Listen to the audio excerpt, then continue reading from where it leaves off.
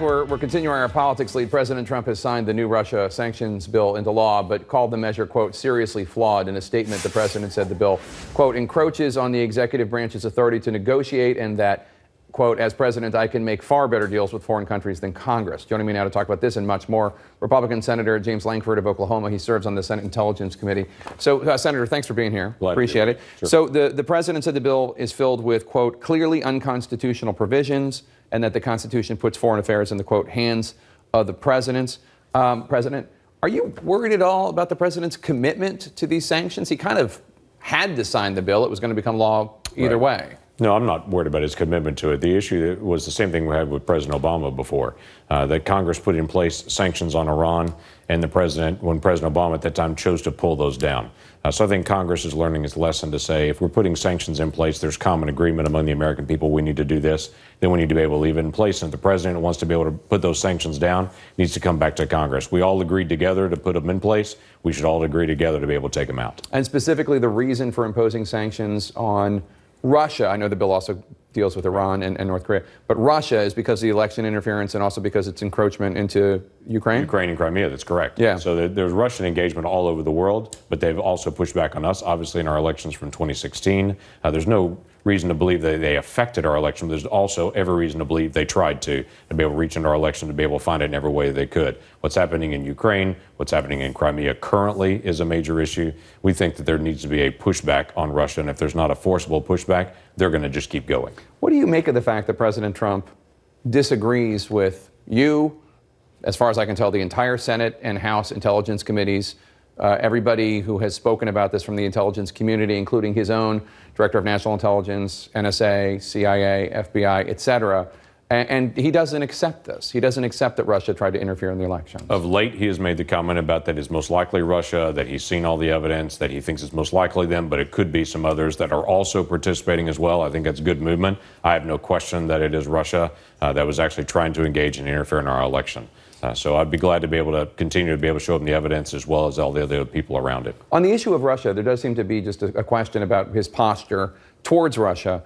The president in recent days has had a lot to say about Republican senators, about Democratic senators, about the media. I don't think he's said anything publicly about Russia's retaliation for the sanctions. The insistence, the demand that the U.S. remove 755 individuals from the missions and embassies in Russia. Does that disappoint you? What do you make of it? It does disappoint me, but it also disappoints me that Russia is going to respond that way. I understand they're going to respond back to sanctions. We're stinging them because of what they have done in their actions. The issue that them trying to kick out 755 people that are Americans working there in Russia is their way to try to do a tit for tat back and forth. It's nonsensical, quite frankly. They're still mad about us removing those two facilities that the Russians had here in the United States. We have every reason to be able to remove those two facilities and should not give them back. Were those facilities being used for spycraft? Was it being used for espionage? Yeah, there's no question those facilities were being used for tradecraft and for Russian spies. So they called them vacation homes. They were gathering spots for that, and they know it full well, and so do we. Sebastian Gorka told me a few weeks ago that the White House is considering giving them back. And he said something like, why not give cooperation and collaboration a chance? I think we've already given cooperation and collaboration a chance. There's an opportunity to be able to do that in a lot of areas, but I have no reason to help Russia in their spycraft against the United States. We are going to have to cooperate with them in Syria. What's happened over the last 10 years in Syria is that the United States has pulled back from that as a vacuum. Russia's run into that vacuum. If we're going to resolve the issues in Syria, we are going to have to work with the Russians. So where we can work with them, we should, but I'm not going to help them spy on us. You penned an op-ed in the Wall Street Journal today. It's called How to Make the Senate Work Again. Among other things, you write, quote, the Senate should not go to a 51-vote majority for every vote because the Senate is the one entity in the federal government where the minority view is heard and deliberation is protected. So clearly you disagree with President Trump, who has said that the 60-vote threshold should be disposed of and it should go down to 51 votes. Right, and he and I have had this conversation. My proposal back is most people don't understand there are actually two 60 votes before the 51 votes actually pass the bill. There's the one, the motion to proceed to begin debate. Literally, you have to have 60 people agree to start debate, then 60 people agree to end debate, and then you vote on the bill with just 51. My statement is it's not rational for us to have 261 votes or 260 votes in every time. Let's let the majority party, regardless of who it is, get on a bill, debate a bill, bring it up. If the minority is not heard, you don't get enough amendments, you don't get good insight in that, then the minority can prevent it from going forward. But the majority party should always be able to get on a bill and to be able to debate it, and then the minority make sure they get a hearing before it ends. What would you say to Democrats in the Senate, your colleagues, who would say, Senator Lankford, you're talking about making the Senate work better. Last year, Senate Republicans wouldn't even allow a hearing on a Supreme Court nominee.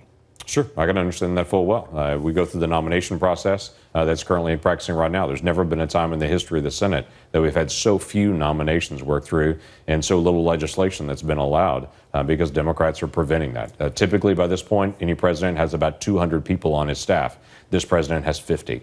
How much of that, and I really don't honestly know the answer to that, but how much of that is obstructionism, and how much of it is the administration not nominating people? Oh, no, they have enough people to be able to go through the process. There are quite a few people that have gone through our committee process. They're literally waiting to get to the floor. And because 30 hours are required to be able to do the debate before a 51 passage, if the Democrats continue to require 30 hours for each person, it will literally take 11 years for the president to get his staff.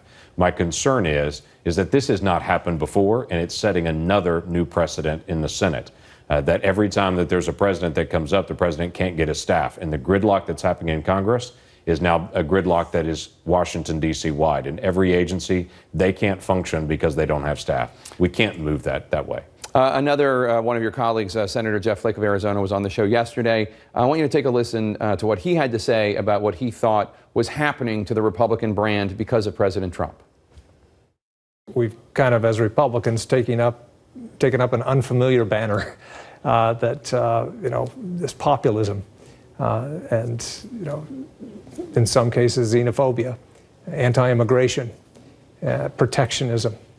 That's not familiar to us, and I don't think that is a governing philosophy. What do you think?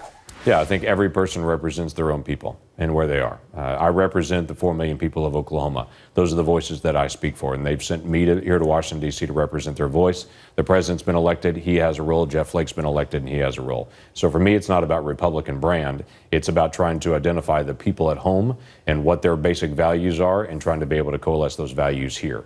So I'm not so much worried about protecting the president. I don't know if that's a party issue or not. I don't come from a political background. The values that are coming from my state are the values that I need to articulate here. What do you think about his criticism that the values the Republican Party, in his view, now represents are too often xenophobic and indecent ones that are protectionist and nativist and not what he's used to? Yeah, there's no question that President Trump, when he was elected, had a very different message than the typical Republican that's out there. He ran as a Republican. In fact, there was some dispute early on whether he'd run as a Republican, Democrat, or independent because of his own background on that. And I think most people in America see him as a different kind of Republican with a different set of issues that he's bringing up. That's fine. He's the president of the United States. He is the head of our party as the president of the United States, de facto in that role. But I think people also know what basic Republicans' values are. Dealing with people in poverty, dealing with opportunity for every single individual, trying to protect life at every stage of life, trying to find ways to be able to help people achieve new things they haven't been able to do before, whether that be education or whatever it may be. Those are basic values that we'll continue to articulate. We have differences in our party. There's no great shock with that we don't all see it the same. But that is the uniqueness of what we are. Republicans in Oklahoma don't think the same as Republicans in Ohio or in New York or in California. But we all share a same party, and we're all trying to work through the differences in that. All right, Senator, good to see you. Thanks so much for coming in. Really appreciate it. We hear Republicans call for bipartisan